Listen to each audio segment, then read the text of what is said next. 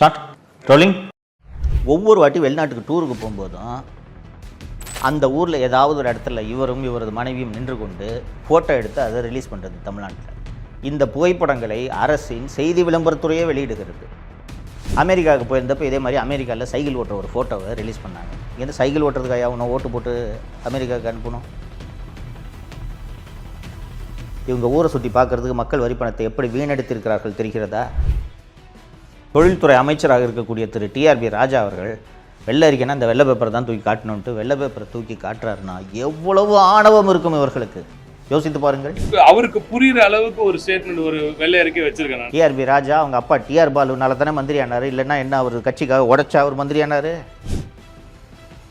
ஒத்த ரூபா துபாயிலேருந்து வரல இன்வெஸ்ட்மெண்ட்டு, ஒத்த ரூபா வரல. ஏன்னா அந்த குடும்பத்திலேருந்து யாரை தலைவராக போட்டாலும் ஏற்றுக்கிறதுக்கு ஆயிரக்கணக்கான தொண்டர்கள் கொத்தடிமைகளாக இருக்கும்போது அவர்களுக்கு இந்த எண்ணம் வராமல் போனால்தான் ஆச்சரியம். தமிழ் பெருங்குடி மக்கள் அத்தனை பேருக்கும் வணக்கம். 2026 சட்டப்பேரவை தேர்தல் வரப்போகிறது. அத்தனை கட்சிகளும் உச்சகட்ட பிரச்சாரத்தில் ஈடுபட்டு கொண்டிருக்கின்றன. திமுக என்ற தீய சக்தி எப்படியாவது மீண்டும் ஆட்சிக்கு வந்துவிட வேண்டும் என்பதற்காக எத்தனையோ பொய்களை உங்கள் முன்னால் அள்ளி வீசி கொண்டிருக்கிறது.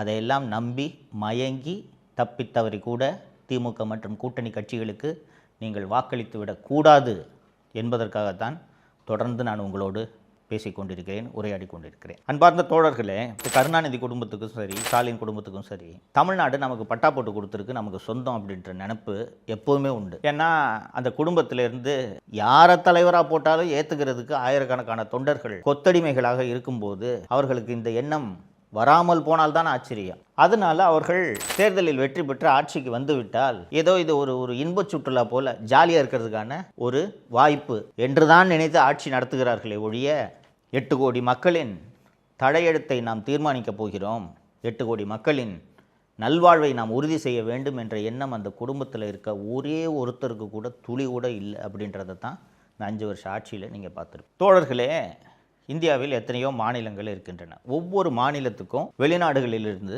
பெரிய பெரிய நிறுவனங்கள் வந்து முதலீடுகள் செய்ய வேண்டும் என்ற விருப்பம் உண்டு.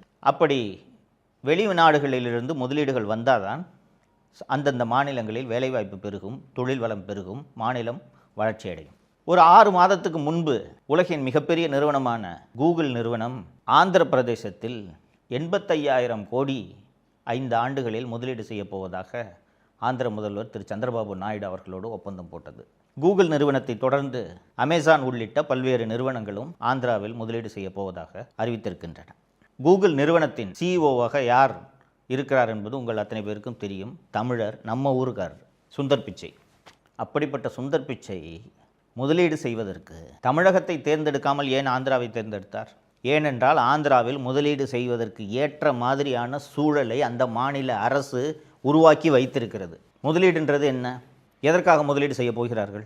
ஒரு முதலாளி ஒரு மாநிலத்தில் சில 100 கோடிகளை, சில 1000 கோடிகளை முதலீடு செய்கிறார் என்றால் நிம்மதியாக தொழில் பண்ணி அதுலேருந்து நமக்கு லாபம் வரணுன்றது தான் அவரோட நோக்கமாக இருக்குமே ஒழிய அந்த மாநிலத்தை வளர்க்கணுன்றது அந்த மாநில அரசின் நோக்கமாக இருக்க வேண்டும். திராவிட மாடல் ஆட்சி பதவிக்கு வந்தவுடன் முதல் ஆண்டிலேயே 2022 துபாய்க்கு முதலீடுகளை வரவேற்பதற்கென்று சுற்றுப்பயணம் போனார்கள். இந்த சுற்றுப்பயணம் போகிறதுக்கு தொழில்துறை செயலர் அல்லது தொழில்துறை அமைச்சர் அனுப்பி வச்சிருந்தாலே அவங்க போய் பார்த்துட்டு முதலீடு எல்லாத்தையும் கொண்டு வந்திருப்பாங்க. நான் ஏற்கனவே ஆந்திர முதலீடு பற்றி சொன்னேன். சந்திரபாபு நாயுடு அமெரிக்காவுக்கு போய் கூகுள் நிறுவனத்தை சந்தித்து சுந்தர் பிச்சையை போய் பார்த்து இங்கே வந்து முதலீடு பண்ணுங்கலாம் கூப்பிடல. அந்த மாநிலம் சிறந்த மாநிலம் என்று அந்த நிறுவனம் தேடி வந்து ஆந்திராவில் முதலீடு செய்தது. ஆனால் திராவிட மாடல் குடும்பம் நாங்கள் போய் முதலீடை வரவேற்கிறோன்னு சொல்லிட்டு எங்கே போனாங்கன்னா துபாய்க்கு போனாங்க. துபாய்க்கு எப்படி போனாங்கன்னா 22 மார்ச் 2022 உதயநிதியும் அவங்க ஃப்ரெண்ட்ஸ் எல்லாம் ஃபஸ்ட்டு போயிட்டாங்க. 23 மார்ச் 2022 அன்று சபரீசன், அண்ணா நகர் கார்த்தி அவங்க ஒரு செட்டு போயிட்டாங்க. அதற்கு பிறகு தனி விமானத்தில் முதல்வர், துர்கா ஸ்டாலின், அதிகாரிகள் எல்லாம் தனி விமானத்தில் பேரம் பேத்தி நண்டு சிண்டு இந்த திமுக குடும்பத்தில் இருக்கிற அத்தனை பேரும் தனி விமானத்தில் துபாய் சென்று இறங்கினார்கள். கிட்டத்தட்ட ஒரு வாரத்திற்கு மேல் துபாயில் ஆட்டம் போட்டது இந்த குடும்பம். வேறு ஒன்றும் இல்லை. அங்கே போய் ஏஆர் ரஹ்மான் ஸ்டுடியோவை பார்க்குறது, புர்ஜ் காலிஃபா டவரில் ஏறி அங்கே நின்றுக்கிட்டு புகைப்படம் எடுத்துக்கொள்வது, அந்த புகைப்படங்களை வெளியிடுவது என்று கிட்டத்தட்ட இன்பச் சுற்றுலா போல இவர்கள் அந்த முதலீட்டு பயணத்தை நடத்தினார்கள். தோழர்களே, உங்கள் எல்லாருக்கும் தோணும், ஏன் ஒரு முதலமைச்சர் தானே, இவருக்கென்று விடுமுறை எடுத்துக்கொள்ளக்கூடாதா, இவர் துபாய் செல்லக்கூடாதா என்ற கேள்வி உங்களுக்கு எழும். தாராளமாக போகலாம். தவறு கிடையாது. இவங்களுக்கு இருக்க பணத்துக்கு சொந்த காசை செலவு பண்ணிட்டு துபாய்க்கோ அமெரிக்காவுக்கோ உலகின் எந்த நாட்டுக்கோ போய் சுற்றி பார்க்கலாம் இல்லையா? ஆனால் மக்களின் வரி பணத்தில் அரசாங்க காசில் உலகத்தை சுற்றி பார்க்க வேண்டும் என்ற புத்தி இந்த குடும்பத்துக்கு இருக்குதா இல்லையா? அதனால் தான் இதை முக்கியமாக சுட்டி காட்டுகிறேன். போய் துபாய் சுற்றுப்பயணத்தை எல்லாத்தையும் முடிச்சுட்டு வந்தார். வந்து 6100 கோடி முதலீடு துபாயிலிருந்து வரப்போகிறது. Lulu mall, Nobel steel, Kings hospital என்று 3 நிறுவனங்கள் முதலீடு செய்ய போகின்றன என்று வந்து விமான நிலையத்திலேயே அறிவிப்பு வெளியிட்டார் முதல்வர். தோழர்களே, 2026 இருக்கோம். ஒத்த ரூபா துபாயிலேருந்து வரல இன்வெஸ்ட்மெண்ட்டு, ஒத்த ரூபா வரல. 2023 வருஷம் டூர் போகிறாங்க. 23 மே 2023. இந்த டூர் எங்கே தெரியுமா? சிங்கப்பூர் மற்றும் ஜப்பான். கடந்த முறை துபாய்க்கு குடும்பத்தோடு சுற்றுலா போனது கடுமையான விமர்சனத்துக்கு உள்ளான காரணத்தால் இந்த வாட்டி என்ன பண்ணிட்டாருன்னா, பேரம்பேத்தி, கொள்ளு பேரன், கொள்ளு பேத்தி இவங்களெல்லாம் கூட்டிகிட்டு போகல. ஃபஸ்ட்டு மாப்பிள்ளை சபரீசன் தனியாக போயிட்டார், உதயநிதி தனியாக போயிட்டார். திரு ஸ்டாலின் மற்றும் அவரது மனைவி துர்கா ஸ்டாலின் மற்றும் படை பரிவாரங்கள்லாம், உளவுத்துறை ஐஜி செந்தில்வேலன், தினேஷ் எல்லாம் சேர்ந்துக்கிட்டு சிங்கப்பூர் மற்றும் ஜப்பான் நாடுகளுக்கு 23 மே 2023 அன்று சுற்றுப்பயணம் சென்றார்கள். சுற்றுப்பயணம் என்ன? முதலீட்டாளர்களை வரவேற்பதற்காக, முதலீடுகளை வரவேற்பதற்காக பயணம் என்று போனார்கள். போயிட்டு வந்து 3000 கோடி ரூபாய் ஜப்பான் மற்றும் சிங்கப்பூரிலிருந்து முதலீடு வரப்போகிறது என்று விமான நிலையத்தில் முதல்வர் அறிவித்தார். தோழர்களே, இதுவரைக்கும் 10 பைசா முதலீடு அங்கிருந்து வரவில்லை. ஐரோப்பாவிலேயே ஒரு நலிவடைந்த பொருளாதாரம் என்று பொருளாதார வல்லுநர்கள் எந்த நாட்டை கூறுகிறார்கள் என்றால் ஸ்பெயின் நாட்டை சொல்லுவார்கள். சரிங்களா? ஸ்பெயினில் பெரிய அளவு தொழில் வளம் எல்லாம் இல்லை. ஐரோப்பாவிலேயே ஒரு ஸ்பெயின் சுற்றுலாவுக்கு நல்ல நாடே ஒழிய இண்டஸ்ட்ரியல் லெவலில் ஜெர்மனி போல் ஸ்பெயின் வந்து ஒரு முதலீடுகளை தொழில் ரீதியாக வளர்ந்த ஒரு நாடு என்று சொல்ல முடியாது. ஸ்பெயினிலிருந்து முதலீடுகளை வரவேற்கப் போகிறேன் என்று 27 ஜனவரி 2024 முதல் 7 பிப்ரவரி 2024 வரை 15 நாட்கள் ஸ்பெயினுக்கு சுற்றுப்பயணம் போகிறார். போயிட்டு வந்து விமான நிலையத்தில் ஒவ்வொரு வாட்டியும் வந்த உடனே இஷ்டத்துக்கு கூசாமல் போய் சொல்கிறது. இந்த வாட்டி எவ்வளோன்னு கேட்டிங்கன்னா 3440 கோடி ரூபாய் முதலீடு ஸ்பெயினிலிருந்து வரப்போகிறது. அந்த முதலீட்டிலிருந்தும் 10 பைசா இது வரைக்கும் வரல. அதற்கு பிறகு ஜனவரி மாதம் 2024 2 டூர், 28 ஆகஸ்ட் 2024 முதல் 12 செப்டம்பர் 2024 வரை எங்கே சுற்றுப்பயணம் சென்றார் என்றால் அமெரிக்காவுக்கு சுற்றுப்பயணம் சென்றார். அமெரிக்காவுக்கு சுற்றுப்பயணம் சென்றார் என்றால் அங்கே போய் முதலீட்டாளர்களை வரவேற்க அப்படின்ட்டு தானே நமக்குலாம் கதை சொல்கிறாங்க. அங்கே போய் என்ன வேலையை பார்த்தாரு தெரியுமா?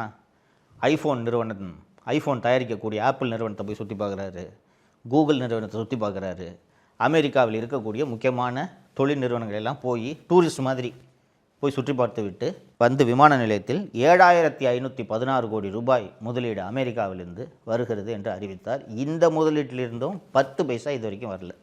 இதில் என்ன விசேஷம் கேட்டிங்கன்னா, ஒவ்வொரு வாட்டி வெளிநாட்டுக்கு டூருக்கு போகும்போதும் அந்த ஊரில் ஏதாவது ஒரு இடத்துல இவரும் இவரது மனைவியும் நின்று கொண்டு ஃபோட்டோ எடுத்து அதை ரிலீஸ் பண்ணுறது தமிழ்நாட்டில். இந்த புகைப்படங்களை அரசின் செய்தி விளம்பரத்துறையே வெளியிடுகிறது. அமெரிக்காவுக்கு போயிருந்தப்போ இதே மாதிரி அமெரிக்காவில் சைக்கிள் ஓட்டுற ஒரு ஃபோட்டோவை ரிலீஸ் பண்ணாங்க. இங்கேருந்து சைக்கிள் ஓட்டுறதுக்காக அவனை ஓட்டு போட்டு அமெரிக்காவுக்கு அனுப்பணும்? யோசிச்சு பாருங்கள். இப்படிப்பட்ட ஒரு முதல்வர் தேவையா நமக்கு?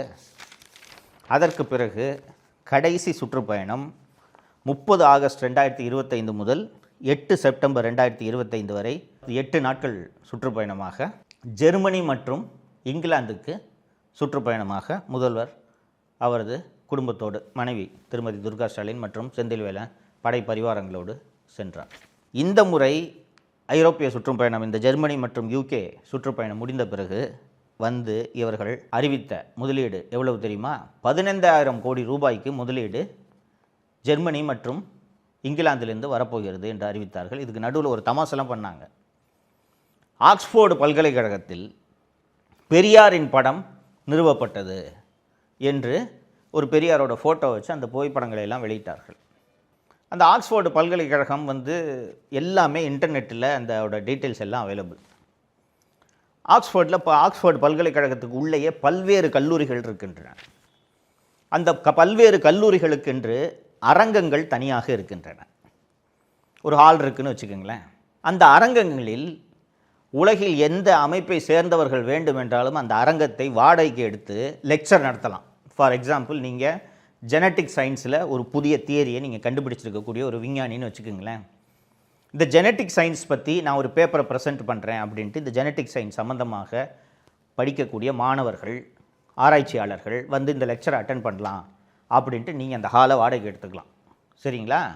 அப்போது அந்த ஆக்ஸ்ஃபோர்டு பல்கலைக்கழகத்திலேயே ஜெனட்டிக் சயின்ஸ் பற்றி படிக்கக்கூடிய மாணவர்கள் உங்களோட லெக்சரை, நீங்கள் முக்கியமான ஆளாக இருந்தீங்கன்னா வந்து அந்த லெக்சரை அட்டென்ட் பண்ணுவாங்க. சில லெக்சர்ஸ்க்கெல்லாம் டிக்கெட் கொடுத்து வாங்கணும். ஓகேங்களா? இது போல் ஆக்ஸ்ஃபோர்டு பல்கலைக்கழகத்தில் ஒரு ஹாலை வாடகை எடுத்து ஒரு சாதாரண ஸ்டாண்ட் இருக்கும் தெரியுமா, புகைப்படங்கள்லாம் வைக்கிற மாதிரி, இறந்து போனவங்களுக்கெல்லாம் அஞ்சலி செலுத்துறதுக்கு ஒரு புகைப்படம், ஒரு ட்ரைபாடு மாதிரி வச்சு அதில் ஒரு ஃபோட்டோ வைப்பாங்கல்ல, இது மாதிரி 1500 ரூபாய்க்கு ஒரு பெரியார் ஃபோட்டோவை வாங்கி அந்த ஹாலை வாடகைக்கு எடுத்து அங்கே போய் இவரை கோட்டு சூட்டு போட்டுக்கிட்டு பேசுகிற மாதிரி இவரை பேச வச்சு அதில் ஒரு ஃபோட்டோ வச்சு ஆக்ஸ்ஃபோர்டு பல்கலைக்கழகத்தில் பெரியார் படத்தை முதல்வர் நிறுவினார் என்று இதற்கு ஒரு பொய்யை சொன்னார்கள். இப்படிப்பட்ட ஒரு கேவலமான கட்சியையோ கேவலமான அரசையோ பார்த்துருக்கிறீர்களா? இந்த வேலையை பண்ணுறதுக்கு மக்களோட வரிப்பணம் கோடிக்கணக்கில் செலவிடப்பட்டிருக்கிறது. நான் இந்த 5 வருஷமாக இவர்கள் போன இந்த டூரோட பட்டியலெல்லாம் நான் ரெகுலராக இப்போ படித்தேன், பார்த்துருப்பீங்க. மக்களே, இந்தியாவில் எல்லா மாநிலங்களுக்கும் வெளிநாடுகளிலிருந்து முதலீடு வருகிறது. ஆந்திராவை உதாரணமாக சொன்னேன். எந்த மாநிலத்தோட முதல்வராவது அந்தந்த நாட்டுக்கு போய் முதலீடு வேணும்ன்ட்டு கேட்குறாங்களா? கேள்விப்பட்டிருக்கீங்களா? ஒரு மாநிலத்தில் முதலீட்டுக்கான சூழல் நன்றாக இருந்தால் தானாக முதலீடுகள் வரப்போகிறது. நீங்கள் அங்கே போய் நேரடியாக போய் முதலீடுகள் வேணும்னு அழைக்கணும். இப்போ ஆப்பிள் கம்பெனி இன்வெஸ்ட்மெண்ட் வேணும்னா இங்கேருந்து நேராக போய் டிம் குக்கை பார்த்து, சார் எங்கள் ஊரில் இன்வெஸ்ட் பண்ணுங்கன்னு கேட்கணுமா? ஒரு மெயில் போட்டால் போதாதா? இவங்க ஊரை சுற்றி பார்க்குறதுக்கு மக்கள் வரி பணத்தை எப்படி வீணடித்திருக்கிறார்கள் தெரிகிறதா? இப்படி முதலீடுகளை வரவேற்கிறோம் என்ற பெயரில் மக்கள் வரி பணத்தில் உலகத்தை பூராக சுற்றி வரலாம், யாரும் நம்மை கேள்வி கேட்க மாட்டார்கள் என்று இந்த குடும்பத்துக்கு எவ்வளோ தைரியம் வந்திருக்கு தெரியுதா? எங்கேருந்து இந்த தைரியம் வரும்? எவ்வளோ தான் இந்த 5 வருஷத்தில் முதலீடு வந்துச்சு? வெள்ளை அறிக்கை வெளியிடுங்கள் என்று எதிர்க்கட்சி தலைவர் திரு எடப்பாடி பழனிசாமி அவர்கள் பலமுறை வலியுறுத்தியிருக்கிறார். தொழில்துறை அமைச்சராக இருக்கக்கூடிய திரு டிஆர்பி ராஜா அவர்கள் வெள்ளை அறிக்கைன்னா இந்த வெள்ளை பேப்பரை தான் தூக்கி காட்டணுன்ட்டு வெள்ளை பேப்பரை தூக்கி காட்டுறாருன்னா எவ்வளவு ஆணவம் இருக்கும் இவர்களுக்கு? யோசித்து பாருங்கள். மக்கள் வரி பணத்தில் உலகம் பூரா போய் சுற்றுறீங்க, குடும்பத்தோடு போய் சுற்றுறீங்க. எவ்வளையா முதலீடு வந்திருக்குன்ட்டு அது சம்மந்தமான ஃபேக்சுவல் ரிப்போர்ட் கொடுங்கன்னு வெள்ளை அறிக்கை கேட்டால் வெள்ளை பேப்பரை தூக்கி காட்டுறாருன்னா எவ்வளவு ஆணவம் இருக்கும் இவர்களுக்கு? இந்த ஆணவக்காரர்கள் மீண்டும் ஆட்சிக்கு வரலாமா? இதை நீங்கள் யோசிக்க வேண்டும். ஆட்சிக்கென்று வந்து விட்டால், மக்கள் வாக்களித்த ஆட்சி கட்டிலில் அமர்ந்து விட்டால் நம்மை யாரும் எதுவும் செய்ய முடியாது என்ற ஆணவம் திமுகவில் இருக்கக்கூடிய அத்தனை பேரிடமும் இருக்கிறது. நீங்கள் இதை மறந்துடக்கூடாது. டிஆர்பி ராஜா அவங்க அப்பா டிஆர் பாலுனால தானே மந்திரி ஆனார், இல்லைன்னா என்ன அவர் கட்சிக்காக உடைச்சா அவர் மந்திரி ஆனார்? இப்படிப்பட்ட ஆணவக்காரர்கள் மீண்டும் ஆட்சியில் அமர்வதை நீங்கள் ஒரு நாளும் அனுமதிக்கக்கூடாது. நீங்கள் நினைவில் வைத்துக் கொள்ளுங்கள். தப்பி தவறி யாராவது நான் திமுகவுக்கோ திமுக கூட்டணி கட்சிக்கோ வாக்களிக்க போகிறேன் என்று சொன்னால் அவர்களிடம் பேசி புரிய வைக்க வேண்டியது இந்த வீடியோவை பார்க்கும் ஒவ்வொருவரது கடமை என்பதை இந்த நேரத்தில் நான் உங்களுக்கு நினைவுபடுத்த விரும்புகிறேன். மறந்துவிடாதீர்கள் தோழர்களே, திமுக என்ற தீய சக்தி தப்பி தவறி கூட ஆட்சிக்கு வரக்கூடாது. இதை நினைவில் வைத்துக் கொள்ளுங்கள். வாக்களிக்கும் போது இதை மறந்து விடாதீர்கள். நன்றி. தமிழகத்தை காப்போம்.